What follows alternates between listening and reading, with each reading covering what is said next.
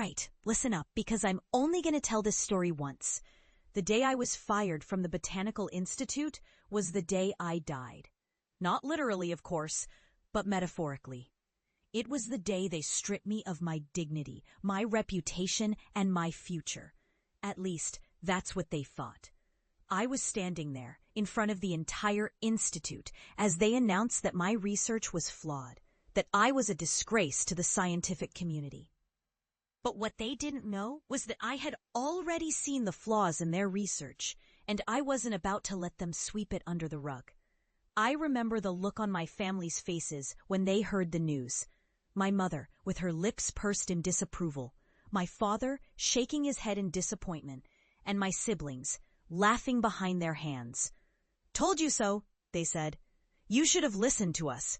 You should have become a doctor, a lawyer, something respectable." But I didn't want respectable. I wanted to make a difference. I wanted to change the world. So I did what any sane person would do. I packed my bags and moved to the city, to the heart of the concrete jungle, where the air was thick with smog and the ground was barren and lifeless. I was going to prove them wrong, no matter what it took. I was going to show them that the heart of true science lies in nature's resilience, not in elitism. The first few years were tough. I was ridiculed, mocked, and laughed at. People called me crazy, a dreamer, a fool. But I didn't let it get to me. I knew what I was doing, and I knew that I was onto something big. I started experimenting with regenerative soil techniques, using compost, worms, and other natural materials to revive the dead earth. It was slow going at first, but I was patient. I knew that nature takes time, and I was willing to wait. And then, one day, it happened. The first green shoot pushed its way through the dirt, reaching for the sun. It was a small thing, barely noticeable, but to me, it was a miracle. It was proof that I was on the right track, that I was making a difference. And from that day on, I never looked back.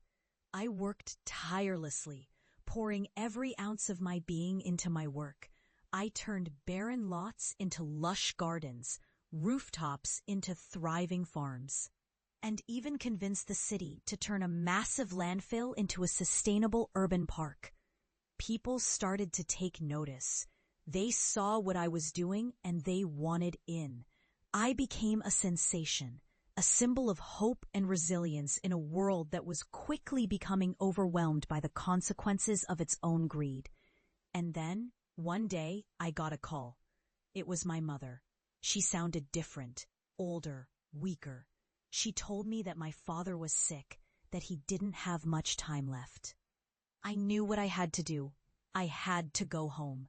The drive back was a blur. I couldn't believe that I was actually going back to the place that had caused me so much pain. But I knew that I had to face them, to show them what I had become. I had to make them see the error of their ways. As I pulled up to the house, I saw them all there waiting for me. My mother, my father, my siblings. They looked at me with a mix of fear and curiosity, as if they weren't sure what to expect. I could see the doubt in their eyes, the same doubt that had fueled me all those years ago. But I didn't let it get to me. I stood tall, proud, and confident. I showed them the pictures, the videos, the articles. I told them about the gardens, the farms, the park. I told them about the people whose lives I had changed, about the difference I had made. And I could see it in their eyes, the realization that they had been wrong, that I had been right all along. My father, weak and frail, looked at me with tears in his eyes. "I'm sorry," he said. "I'm sorry that I didn't believe in you. I'm sorry that I let them talk me into doubting you. You've done something incredible, something that none of us could have ever imagined."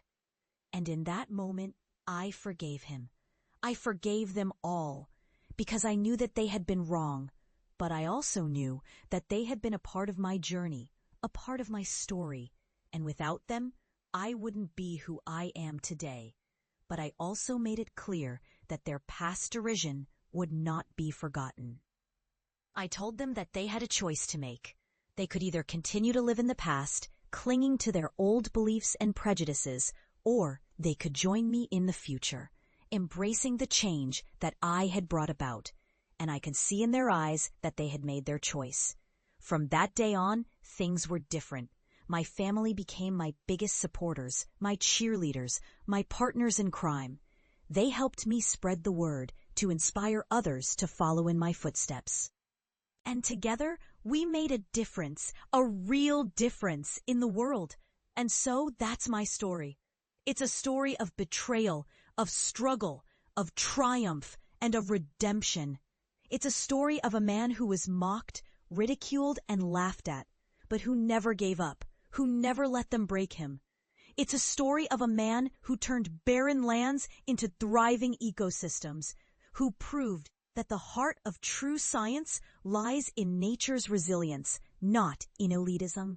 And it's a story of a man who forgave those who had wronged him, who showed them the error of their ways, and who inspired them to join him in his mission to change the world. And that, my friends, is the power of belief, of perseverance, of resilience. It's the power of never giving up, of never letting them break you, of never letting them tell you that you can't. Because you can. You can do anything you set your mind to. You can change the world. You can make a difference. And you can prove them all wrong. So go out there and do it. Don't let anyone tell you that you can't. Don't let anyone hold you back. Don't let anyone break you, because you are stronger than they are. You are more resilient than they are. And you are destined for greatness. So go out there and show them. Show them what you're made of. Show them that you can't be broken. Show them that you can't be stopped. Show them that you are a force to be reckoned with. And show them that you are the alchemist of soil, the master of nature, the king of the concrete jungle. Show them that you are the one who will change the world. And show them that you are the one who will make a difference. Because you are, and you always will be.